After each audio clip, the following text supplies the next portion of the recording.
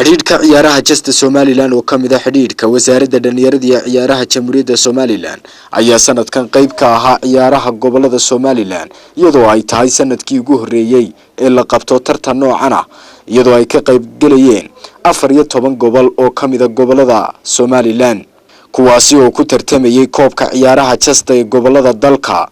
iyadoo tartankan uu hal qof u matalayo gobol kasta isla markaana ku ciyaarayo magaca gobolkiisa waxaana ay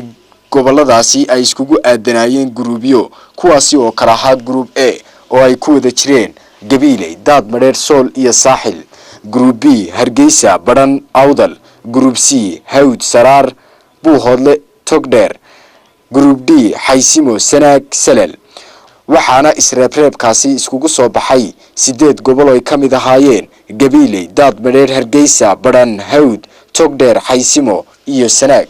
afar dhamaadkii ciyaaraha Jasta ee isreebreebka gobolada Somaliland waxa iskugu soo baxay gobolada kala ah Hawd, Gabiley, Hargeysa iyo Xaysimo. kulamadan oo ahaa mid aad u adkaa oo la isku mari waayay ciyaaraha lana oran karo waa afartii ciyaartooy ee ugu adkaa ayaa waxa finalka iskugu yimiday gobolka Xaysimo iyo Gabiley iyaga oo koobka ay iskugu soo hareen labadaasi gobol. Xamse Qurbaani, telefishinka qaranka Somaliland, Hargeysa.